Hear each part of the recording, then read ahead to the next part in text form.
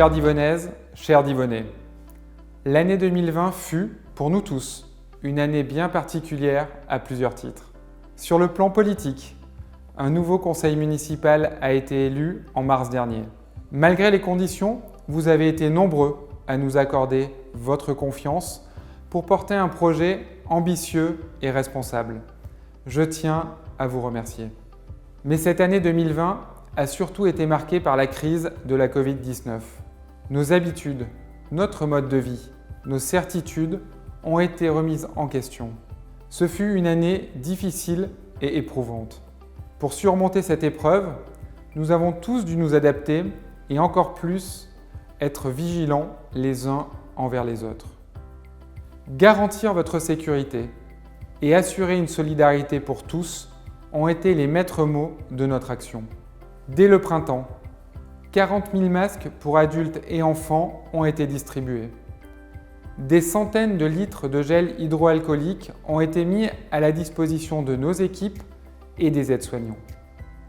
À la veille de Noël, en partenariat avec la région Auvergne-Rhône-Alpes, un centre de dépistage pour tester massivement notre population s'est installé à l'esplanade du lac. Je tiens à rendre hommage au personnel soignant, au personnel de sécurité et à toutes celles et ceux mobilisés en première ligne dans la gestion de cette crise.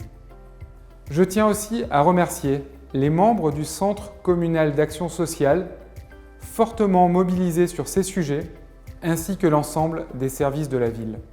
La Covid-19 a également eu des impacts économiques, sociaux et culturels.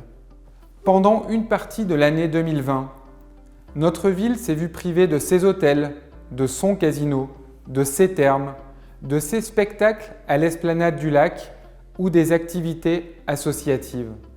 C'est tout notre art de vivre qui est mis à mal. Aussi, pour accompagner nos commerçants, nos hôteliers et nos restaurateurs, nous avons voté un plan de soutien doté de 100 000 €, avec un programme de communication incitant les Divonnais à consommer local et des animations de Noël ambitieuses. Des mesures de soutien à la culture et aux associations ont aussi été décidées. Malgré ce contexte, cette année 2020 aura été marquée par des événements importants et la livraison de chantiers attendus par les Divonnais. L'ouverture de la maison de santé, la fin des travaux de l'avenue des Thermes, l'ouverture d'un restaurant-bar à la plage, l'ouverture d'un nouvel espace de 500 mètres carrés dédié au centre de loisirs à Harbert, ou encore le maintien du label 4e Fleur, reconnaissance de la qualité de notre cadre de vie. Des choix importants ont été faits. La fin du contrat avec Valvital, la reprise de la gestion des thermes et l'arrêt du projet de centre aqualudique au bord du lac. Ces décisions sont des préalables nécessaires pour le lancement de nouveaux projets ambitieux et à la bonne échelle. Notre objectif est de faire rayonner durablement Divonne-les-Bains comme une ville thermale et touristique de référence. En 2021, nous mettrons l'accent sur des actions visant à préserver notre cadre de vie. Les premiers travaux d'entretien du lac, la maîtrise de notre urbanisme et le lancement de la démarche Citergie en partenariat avec l'ADEME sont au programme. Nos grands projets seront mis en avant. L'écoquartier de la gare, dont nous ambitionnons de poser la première pierre avant la fin de l'année 2021, et le réaménagement de la Grande Rue, dont les études devraient nous permettre de préparer des travaux en lien avec les habitants et les commerçants.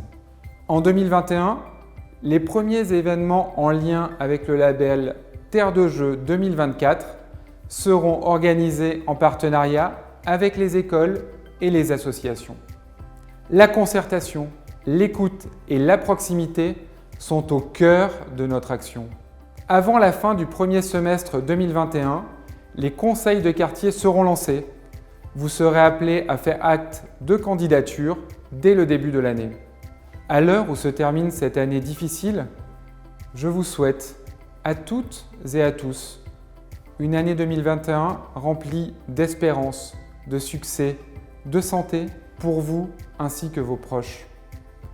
Nous serons heureux de nous retrouver ensemble en 2021 à Divonne-les-Bains.